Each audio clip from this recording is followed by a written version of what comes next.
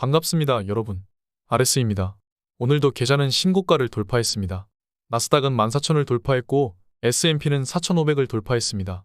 이렇게 오래 그리고 크게 상승한 것은 코로나 이후 3년 만인 것 같습니다. 어제 생산자 물가지수가 낮게 나왔고 디스인플레와 연착륙 가능성이 더 올라가며 증시는 환호했습니다. 또한 금리를 7%까지 올려야 된다고 했던 메파 블라드 총재는 이제 사임한다고 밝혔습니다.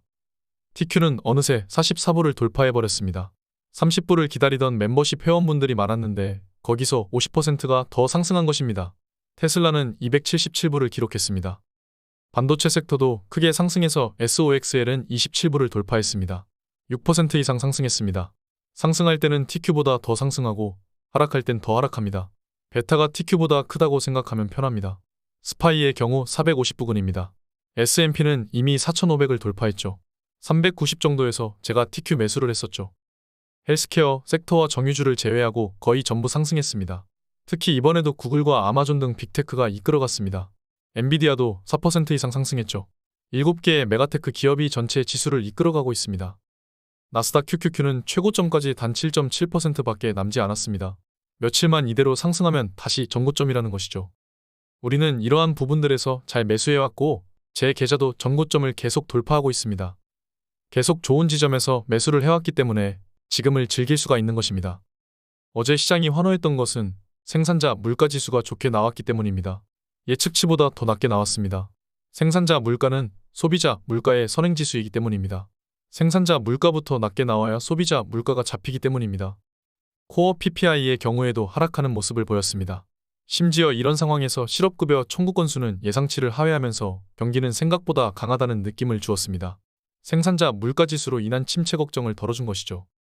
외신의 평가를 보면 생산자 물가의 큰 하락과 더불어 글로벌 공급망과 원자재 가격 안정 또한 수요의 서비스 부분으로 이동이 생산 부분 인플레 압력을 낮췄다고 평가하고 있습니다. 아직 서비스는 뜨거우니까요. 이번 PPI까지 낮게 나오면서 디스인플레에 대한 확신이 시장에 먹혀 들어가고 있습니다. 이제 인플레는 끝났다고 보는 거죠. 이번 인상 이후 추가 인상이 없을 것이라는 확신이 점점 확산되고 있습니다. 그럼에도 불구하고 이번 달은 금리 인상을 할 겁니다. 2주 정도 남았습니다. 금리를 올릴 확률이 90%를 넘어가고 있습니다. 시장은 금리가 높든 말든 전 세계의 자금들이 나스닥으로 흡수되고 있는 상황입니다. 이번 달 한번 금리를 올리고 계속 오래 동결했다가 내년부터 금리를 인하하기 시작할 것이라는 거죠. 금리는 아무도 예상하지 못합니다. 심지어 파월 연준의장도 금리를 어디까지 올리고 내릴지 모른다고 하죠. 나스닥은 어디까지 갈지 모르겠습니다. 최고점까지 약 8% 정도 남은 상태에서 분명히 신규로 진입을 하기에는 부담스러운 부분이 맞습니다. 곧 채널링 상단에도 도달합니다. 쉽게 뚫어버리는 모습이 나오지는 않을 거라고 봅니다. 만약 저처럼 매수를 기다리셨던 분들이라면 적어도 이 정도는 바라봐야 하지 않을까 생각합니다.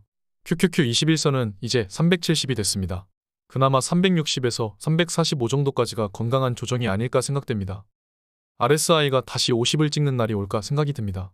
지금은 너무 뜨거워서 RSI 중간값도 찍히지가 않습니다. RSI는 보조지표이지만 50이 찍히는 날은 반드시 올 것이라고 확신합니다. 매수세를 생각하면 적어도 60 정도는 와야 그때 매수 생각을 해볼 수 있을 것 같습니다. 지금은 극단적인 탐욕 단계입니다. 이렇게 탐욕이 길게 오래된 적이 있었나 싶을 정도로 지독한 상승장입니다. 이런 상황 속에서는 강조드렸다시피 적립식으로 매수하는 것이 중요합니다. 상승장 투자법 영상에서도 월 급여의 일정 부분을 계속 매수하는 것은 무적의 투자법이라고 말씀드린 적이 있죠. 변화한 시장에 순응하는 것도 투자자의 능력입니다. 조정을 기다리면서 상승을 즐깁시다. 이번 주 고생 많으셨습니다. 오늘 여기까지 하겠습니다. 감사합니다.